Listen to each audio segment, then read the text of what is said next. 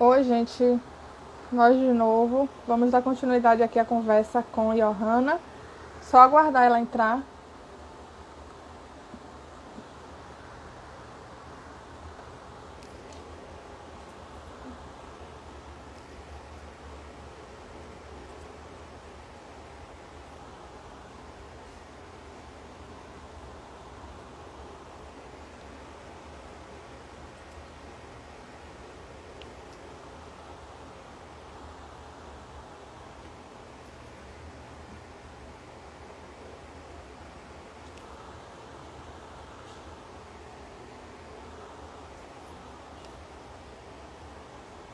Johanna, tá por aí?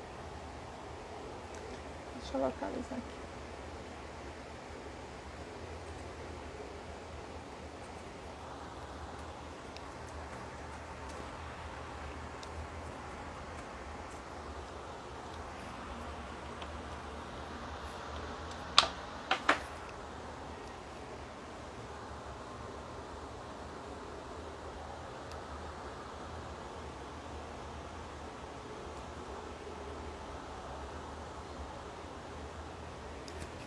Um momentinho, gente. Tô aguardando a Johanna entrar. Eu não sei se eu tive um probleminha com a internet.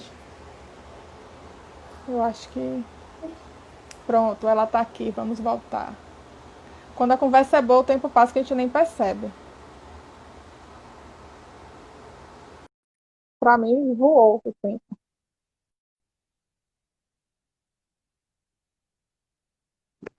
Olha, eu tava atualizando, Pronto. tava parecendo que tava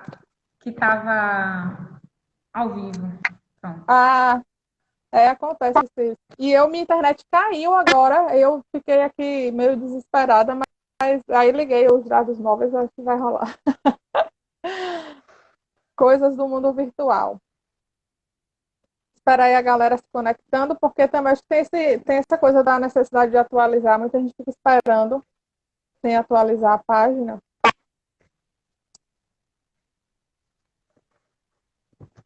Tá conseguindo me ouvir bem, Johanna? Tô ouvindo bem. Ah, ótimo. E aí, se a imagem ficar ruim, não tem problema, né? O áudio que tem que estar. Mas os comentários aqui, todo mundo super empolgado. Eu acho que tem um pouco dessa identificação, né? De você sempre conhece, quem é de Alagoinhas. E eu acho que da nossa geração sempre conhece uma lavadeira, sempre tem essa memória. Sim. E, e o problema é que às vezes eu acho, aí é só achismo mesmo, que tem essa memória da lavadeira nesse lugar de mulher subalternizada, coitada, né? Que não se articula politicamente, que não tem voz, que sempre aceita os desmandos das patroas. E aí você traz esse olhar assim, e pensar como era um movimento grande, né? E Pois é, que você falou, acaba desconstruindo, quando a gente se depara com essas fontes, né, a gente desconstrói toda essa imagem que se tem sobre aquela lavadeira. Então você vê aí mulheres combativas, né? E aí que constrói também nesse processo uma autoestima, né, diante da sua profissão, que todos dizem que não vale, enfim. sim, O que perguntou, não sei se ele está aí, ele perguntou se, assim como nas empregadas domésticas, as lavadeiras tinham cor, foi uma coisa assim. a, foi nos comentários, né? É porque eu acabei focando nas perguntas do setor de perguntas, porque os comentários vão passando rápidos e eu vou me atrapalhando aqui. Mas se a pessoa tiver aí e quiser perguntar de novo, fique à vontade. Porque quando a gente encerra a live e abre outra, a gente perde as perguntas. E no vídeo que vai ficar salvo, vocês vão poder ver o rostinho lindo de Johanna sem as letrinhas passando. Eu sempre fico nessa de deixo Eu, as perguntas, deixo os comentários ou não, porque vai subindo e vai. Mas eu acho que essa interação é importante, né? Para as eu pessoas acho. poderem perguntar e interagir. Enquanto a gente Mas, gente, alguém tem. consegue Alguém falar, tem. coisa em relação a. Você tocou na Sim, de como esse tipo de. Como os trabalhos em geral, né? Acadêmicos, muitos trabalhos acadêmicos, como seria importante de eles estar presentes na educação básica, né? De uhum, transportar esse conhecimento para lá. Então, acho que é um trabalho, eu acho que a gente ainda precisa avançar, né? Acho que a gente precisa avançar nesse sentido de trazer muitos trabalhos incríveis sobre a história de Alagoinhas, né? Em que os alunos da educação básica alagoana ainda não têm acesso. Então, eu acho que só vai enriquecer, né, a formação deles, não só dos alunos, mas dos professores também, que vão dialogar com esses temas. sim, com certeza. E o GPE tem muita vontade de construir esse tipo de trabalho, né? Sair um pouco do trabalho acadêmico. Sair não, continuar, porque a gente também não pode desvalorizar e não considerar a importância dos nossos trabalhos dentro da academia, a gente precisa continuar fazendo. Mas, e além disso, né? Então, o GPE tem projetos de construção de material didático, não só de livros, mas de outros materiais de divulgação científica e de material para as escolas.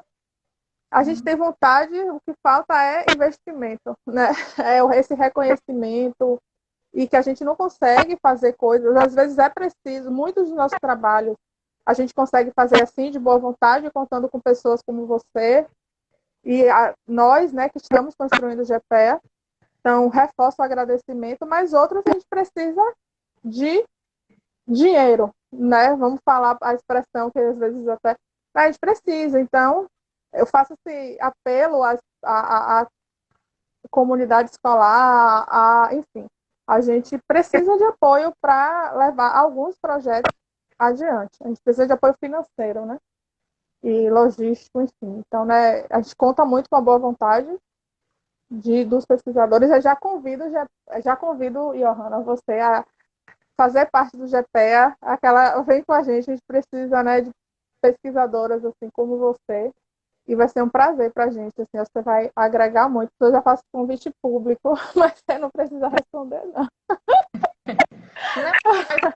O meu aceite é público também. Ah, maravilha. Fábio disse que está dando interferência. Fábio, acho que é a minha internet, mas está comprometendo a...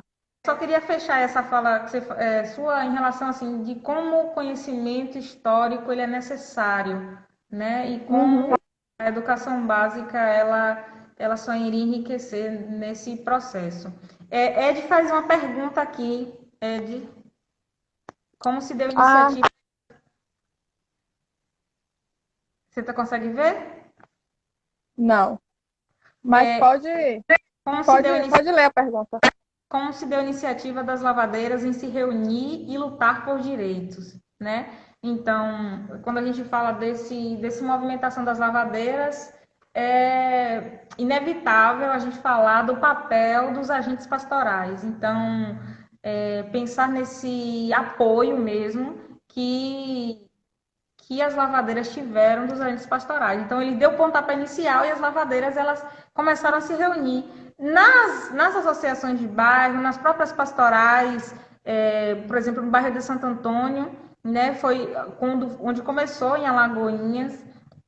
Em Salvador, foi na comunidade do Bariri. Então, assim, também por conta dessa sustentação assim dos agentes pastorais, né, que não só estava dando uma atenção especial às lavadeiras, mas às outras, por exemplo, a Pastoral do Menor, né, faz um trabalho super rico nesse sentido de acolher as crianças em situações de violência e tudo mais. Então, o trabalho das pastorais, por exemplo, o trabalho da Pastoral da Lavadeira foi também o pontapé inicial para que elas pudessem começar a se reunir e lutar por seus direitos. Então, o objetivo de imediato, pensar na construção de uma tabela, né? Essa tabela foi muito almejada e quando conseguiu foi bem celebrada, a tabela onde se estipulava um valor para cada peça de roupa, né? Porque até então pagava-se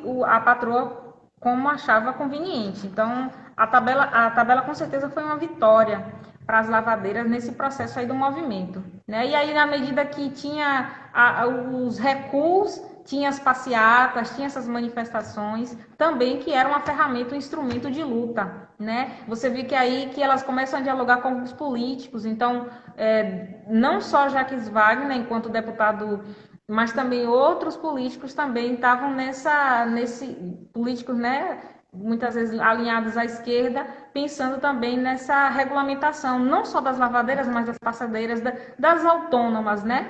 E aí pensar também nas lavadeiras em relação às domésticas, a gente pensar que a PEC das domésticas ela foi votada em 2015 no governo Dilma, porque na Constituição de 88 ficaram muitas questões de fora para as empregadas domésticas, né? E a gente lembra do reboliço que teve em relação a pagar esses direitos às domésticas quando foi aprovado em 2015, né? Das patroas terem a questão da hora extra, do trabalho, né? Como isso foi em 2015. Por quê? Porque ter uma empregada doméstica, pensando nesse mundo do capital, é um produto de luxo, é um artigo de luxo você ter uma funcionária em casa, né? Uhum. É um ato social você ter uma funcionária em casa. E muitas vezes pagava-se o que bem entendi. Então, regulamentar isso também foi um avanço tardio, mas um avanço aí em 2015.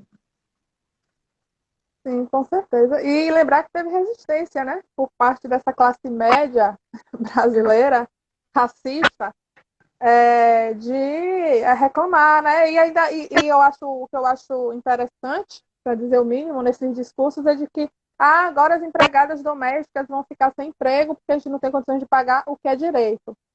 Ou coisas do tipo, né, esse desconforto, né, quando você garante o mínimo de direitos trabalhistas para uma categoria que vem sendo historicamente explorada, e sem falar naquela prática muito comum em Alagoinhas, de pegar as meninas das cidades do interior, né, mas das cidades menores, do interior é ótimo, gente, é porque na Bahia tem um pouco, Alagoinhas como é uma cidade, tem cidades menores que ficam no entorno, que a gente se refere como do interior, apesar de Alagoinhas ser uma cidade ser do interior da Bahia. Só Pessoal de explicando. Salvador que é o interior, todo Pois é, e aí essa prática de pegar as meninas da roça, como se dizia, para criar, entre aspas. Esse criar era trabalho análogo à escravidão, porque elas trabalhavam durante o dia como domésticas. Quando estudavam, estudavam à noite sem receber salário, sem receber o mínimo, né, que é o salário, e eram tidas como minha filha de criação. E aí você via as diferenças muitas vezes entre os filhos da família e a filha de criação. Os filhos geralmente estudavam em escola particular durante o dia e a filha de criação estudava de noite. E as pessoas fingiam que isso não estava acontecendo. Tem uma pergunta aqui, Johanna, de Larissa Goldinho. Ela pergunta, Johanna, esses agentes eram missionários estrangeiros? Esses agentes, eu acho, da pastoral do menor ou das pastorais, né, que você se referiu. Não é da pastoral do menor, não. Da pastoral que você se referiu aí. Sim. Em Alagoinhas, se tratando de Alagoinhas, eu percebi que muitos missionários, houve um trabalho missionário para Alagoinhas, e muitos deles eram estrangeiros. Então, por exemplo, o padre Fred Goven, eu não lembro de onde ele é, mas ele não é brasileiro. Então, assim, foi uma onda que veio da década de 70, 80, porque havia poucos, a gente, vamos dizer assim, religiosos aqui. Então, houve essa demanda também de trabalho missionário. Então, em Alagoinhas, teve esse fenômeno, sim, de muitos religiosos estrangeiros estarem atuando nesse trabalho. Bélgica, pronto. Teve alguém que falou Bélgica. Uhum. Pronto. Então, teve muitos religiosos, padres estrangeiros, que vieram fazer esse trabalho. No caso, o padre Fred, ele ficou, mas muitos retornaram depois desse trabalho missionário. Legal. Gente, quem quiser fazer perguntas, eu vou fazer só mais um bloco. Tem um lugarzinho aí que é para perguntas. Tem uma interrogaçãozinha aí ao lado dos comentários. Se vocês clicarem aí e fazerem as perguntas, eu consigo transmitir direto para a Johanna. Que aqui nos comentários eu consigo ver algumas, mas eu confesso que eu me perco. Tem um comentário de Bruna Meia, que está aqui acompanhando também. Beijão, Bruna. A Bruna estava na live com a gente ontem, na live com o Jefé. Ela só comenta, né, que essa prática de pegar as meninas da roça era uma prática muito comum, mas a criação do filho branco tinha acesso a lazer e filhas negras de criação, entre aspas, cresciam sob a condição do trabalho infantil. Pois é. E nesse contexto, né, de crise econômica, política, social que a gente está vivendo, isso me parece ter se retomado com alguma força, né? Né, quando há um empobrecimento, há essas brechas para que se retome essas práticas que nos remetem à estrutura, né, racista do Brasil. Deixa eu ver se tem mais algum comentário aqui. Célia, minha mãe, está aqui assistindo, viu, Johanna? Que honra! Ela pergunta se o trabalho das lavadeiras acabava se tornando hereditário para essas mulheres. É isso, né? Se tinha essa transferência aí da mãe que ia para a filha, para a neta. Se depara, por exemplo, quando eu me deparei com os relatos do caderno do SES falando sobre as lavadeiras, a gente percebe que sim. Então, as lavadeiras era aquela, mas, em sua maior parte, era aquela mulher que era chefe de família e que as meninas, no caso as meninas, já eram colocadas também para trabalhar naquele ofício, né? Mas a gente vê, ou como empregada doméstica, como você sinalizou aí, né, em relação a essas meninas. Mas na medida que isso vai, né, na medida que o tempo vai passando, na verdade, isso vai se modificando, né? Então essas mulheres começam a se empoderar de certa forma economicamente, né? As meninas vão tendo acesso. Isso na medida, eu estou falando já no final do recorte, já de 2002, né? As meninas já começam a ter acesso a estudo. Então, é muito do que aquele filme, né? Que horas ela volta. Então, a mãe é empregada doméstica, mas a filha já consegue entrar na faculdade. Então, já desconstrói essa coisa de hereditário, né? Já quebra esse ciclo aí de que a mãe é lavadeira, a filha é lavadeira, ou a mãe é empregada doméstica, a filha vai ser empregada doméstica. Então, muitas vezes acaba quebrando, por conta tem muita gente ouve muito discurso, como a gente falou até no início, a coisa de ser gente, né? Eu trabalhei assim, mas minha filha não vai ser assim. Eu não vou às vezes, doa tudo que pode, investe tudo que pode para que os filhos, às vezes as filhas, não sigam aquele mesmo trajeto. Então, a gente vê muito esse fenômeno acontecendo, né? Nos últimos anos, muito isso de quebrar esse ciclo, de não seguir mais. Não sei agora, né? Que a gente está vivendo um período Eu ia diferente. comentar isso, né? O nosso medo é que a gente volte, essa lógica volte. A gente está vivendo num contexto de retrocesso, né? Então, de repente,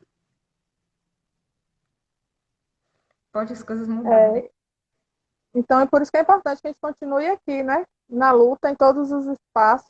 Sim. E reafirmando as nossas existências, né? Primeiro, todas as existências, mas aqui eu quero reprisar essa, como você falou, e aí eu acho importante retomar, que essa é a segunda parte da live, então que fique registrado nas duas, a importância de a gente ter aqui duas mulheres negras discutindo história, falando de mulheres negras, que construíram a história do Brasil também, que são importantes, que precisam ser estudadas, que dizem muito da nossa história em diversos aspectos, no sentido da política institucional, no sentido da história do trabalho, da história cultural, né? E, enfim, de todos os campos. Aí são histórias que ainda não são contadas como deveria, e que a nossa presença, né, presença de pessoas de mulheres como Johanna, como eu, como tantas outras mulheres negras, a Aline Najara, que estava aqui acompanhando, que também é do GPEA, e é uma mulher preta de luta, Eliana, enfim, que a gente está nesses espaços e trazendo, né, esse debate para o espaço acadêmico, e mostrando que a gente também faz história no sentido, né, de fazer, de escrever a história e de construir a história no cotidiano. Então, essa pesquisa de Ohana é fantástica. Alguém comentou aqui botou aqui nas perguntas, e o doutorado já estou ansiosa por esse doutorado também, se for. Ele Eu foi acho que meu, essa pesquisa de Ohana. ele foi meu orientador, Iraceli, no mestrado. Ah, que massa! Eu mandei para Foi, ele, então. assistindo aí, ó, meu orientador.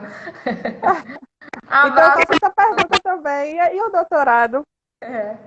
Vamos lá. Fonte nós temos, né? E ainda muita coisa para se desbravar nesse universo. Muita coisa, Iraceli, muita coisa mesmo. Muitas linhas ainda a serem escritas e compreendidas. E muita competência de sua parte para fazer isso, né? Que você Obrigada. demonstrou aqui de forma brilhante. E